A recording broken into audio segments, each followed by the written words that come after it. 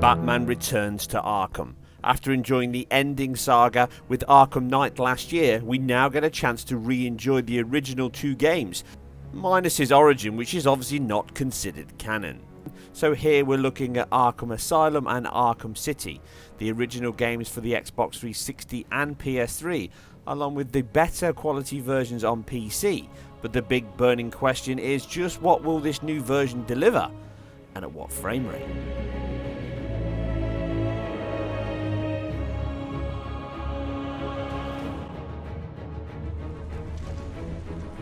Rocksteady created a classic with the Batman series, capturing the comic book hero in probably the best version yet, and that includes the great trilogy of films, both the Michael Keaton originals as a child and the recent Christopher Nolan, Christian Bale classics. I'm not going to dwell on the story as everyone pretty much knows or at least has played both of these two games, so what we're really going to concentrate on here is what this new remaster can deliver, and if the recent trailer showed us anything we can expect and look forward to, and some comparisons on the PS4 and Xbox One.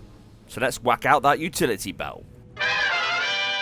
Starting at the beginning is as good a place as any. Arkham Asylum really set the benchmark for what Rocksteady were aiming for, mixing the detective noir, horror style and action perfectly into what is a classic game, and one that's most loved, I feel, by most of the fans ready to play this game. Here, looking at the PC release, we see the best quality version available to us and just what it delivers running on a 750 Ti and an FX 8350. It doesn't really need much power at all. A pretty much lock solid 60 frames per second at a full 1920 by 1080p is guaranteed. Aside the first trailer, which you can see here with the cutscenes running video files at 30 frames per second across both games, this means that very regularly in the game when you get into these FMV sequences, which are of better quality here on the PC, a higher bitrate, they still stand out like a sore thumb, and this is one thing that's going to come up when the remaster hits. Along with the frame delivery issue on PC, which is terrible in these video files, much worse than consoles, and they're probably going to keep the video files in the new version, so they definitely need to make sure it runs like the old versions and not the ones here on PC, which is probably going to be the base for the ports. There is also the small issue of PhysX in the game, which is very power intensive, and again, if they're looking to carry that over to the console versions, that is quite a lot of work to get that running on a GPU, which I feel is outside of the scope and budget of what this remaster is. So unless you've got a pretty decent machine, those are also off the cards on PC, and I think they're just going to skip them here. They don't really add much to the game anyway. Looking at the game here at its max level on PC, it is a game that's very smooth at its 60 target. More so than both console releases, but it is starting to show its age here. Bereft of any PBR work, the texture quality and resolution is low, and obviously everything looks very standard and uniformed across the board. Hardly any specular levels, and looking at objects like brick, wood, steel, they all look exactly the same. This means very low levels of Fresnel anywhere, and obviously character models, although not too bad, do lack any subsurface scattering, with a very basic Lambert diffuse on skin does leave faces with very open pores and PVC type skin, heavily reliant on normal maps rather than geometry, although there is a tessellation option in the second game. It's dated even more by the low levels of animation and fixed sets relied on in the game's dialogue sections. The results can be somewhat shocking, along with eyebrow raising. In-game animation is better, but it doesn't hold up as much to later games. Just as you would expect up against Arkham Knight, it's nowhere near the same level. The difference is clearly generational, and it hits hard.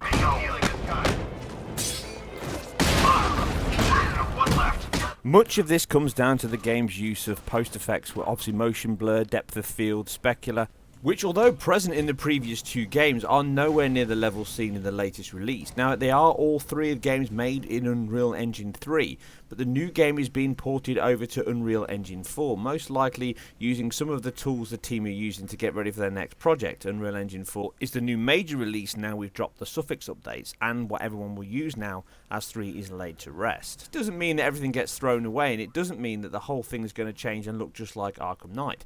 That's not how these things work. The company taking hold of the reins here is Virtuos, which are a Chinese company and have very good pedigree indeed.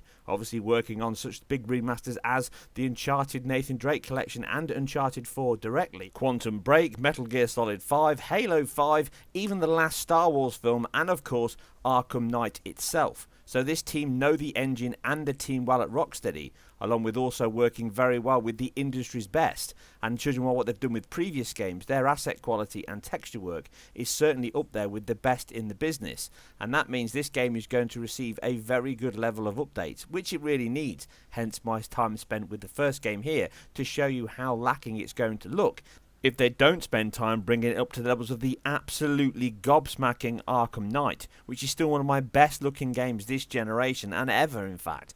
Rocksteady really outdid themselves here and pushed the engine as far as anyone's ever seen it go. So the benchmark is high, but can the team deliver it? Well, in terms of the latest trailer and Arkham Asylum, it doesn't quite look like it's going to deliver that, but there is some caveats here to take on board. Most of the footage after analysing the game is taken from pre-rendered video sequences, which I believe will stay intact. I don't believe we'll see a real-time situation as we had in Arkham Knight. We shall have to wait and see. What is most likely though is they'll re-render the sequences using Unreal Engine 4 in-engine as the previous games have done, using the assets they either pull from the original game and update, the ones that they can take from Arkham Knight, which will most likely be character models and scenery, and then the huge amount they'll have to rework or remake. But as their portfolio already shows, this is something they are not adverse to and are also very impressively good at. So concentrating on the visuals, the first thing you can see here is the change to lighting along with the now implemented PBR system. The diffuse and specular model of the Joker's clothes and skin is far more realistic here than the video files on the PC version. A true remaster already, you can see.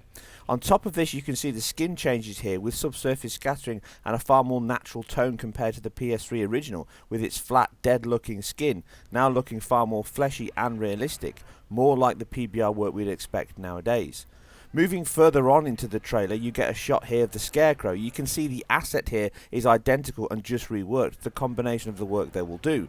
But again, specular along with motion blur is now implemented in these cut sequences that I'll cover later. You also get a highlighted bloom as the Scarecrow looks at the camera. Here, Dr. Hugo Strange doesn't look quite as improved compared to the original 360 release. More impressive hipster beard aside, the lighting and skin tones are far reduced here from the original and don't look as impressive at all. I certainly prefer the original here. Being a real-time sequence, it may also point to where the frame rate is headed. Moving outside, we can see the improvement to resolution helps us realise the detail in the scene of the rain and the trees, along with the reduction of bloom and the improved specular. The sound effects are also improved, along with the afterburner of the Batmobile and the leaf displacement.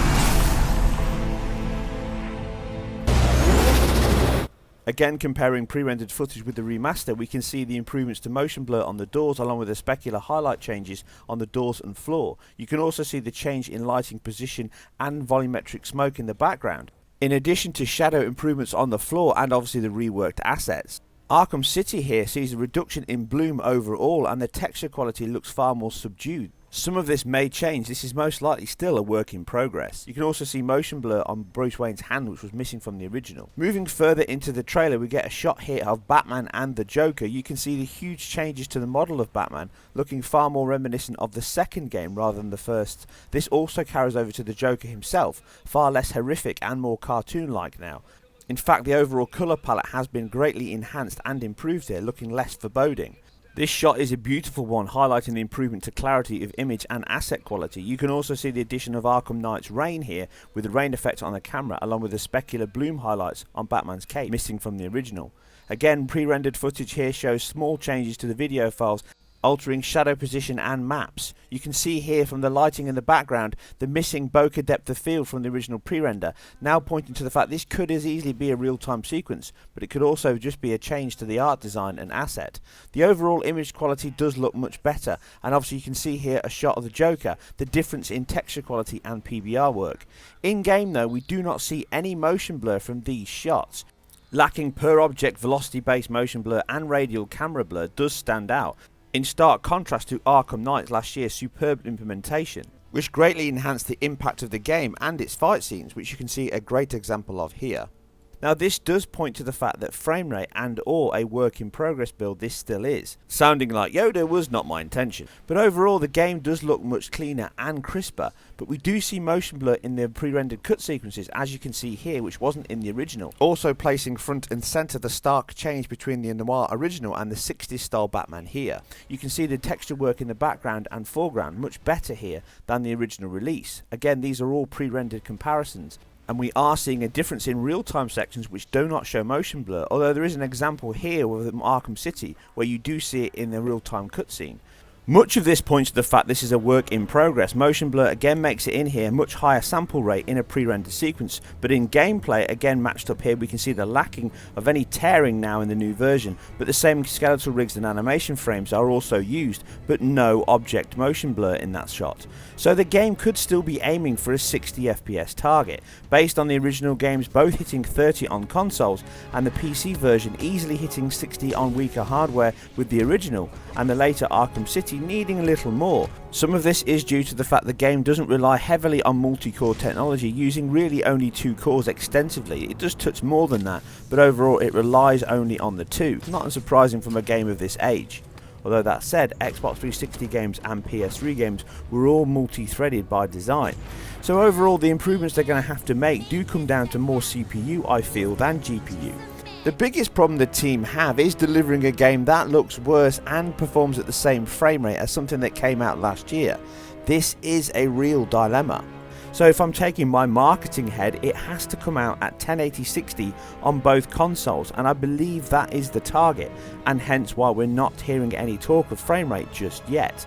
The overall presentation does point to the fact that the game is still in development, and the motion blur lacking in some sequences and not in others means the game could change and have some implementation added.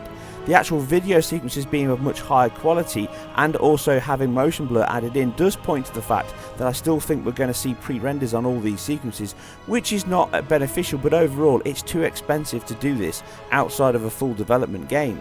And this also points to the fact that in-game they do not need to rely on the motion blur. As you remember, the Uncharted Nathan Drake collection had a similar issue with motion blur hitting very late in the day and sequences being shown when the game was not quite finished yet. There is still overall about 2 months left before this game needs to ship, and it could also come with the infamous Day 1 patch. Overall, the presentation on PS3 and Xbox 360 was very similar, but the PC version is the way to go. But we can see from the improvements in this video that the PC version is obviously going to lag behind this new remaster, where everything has been reworked and enhanced. The main question now remains whether or not 60 FPS is on the table, or whether or not they can't make that and leave it at 30 and add a better per object motion blur into the gameplay sequences. I do feel that that's the target, but right now we'll have to wait and see what's delivered. But you can be sure if you check back on my channel come release, I'll give you the full breakdown of how the game looks, how it runs across both versions, and whether or not this really is the definitive version of Batman's Return to Arkham. I hope you enjoyed this, and if you did, please hit the like and subscribe button, as it really helps me immensely. Leave all your thoughts and feedback below, and I'll see you very soon on the next one. Joke's on you. I will break you back.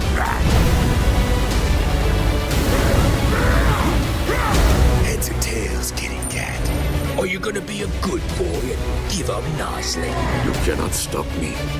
Soon I will command forces beyond your comprehension. My dear delusional Dark Knight, you will die.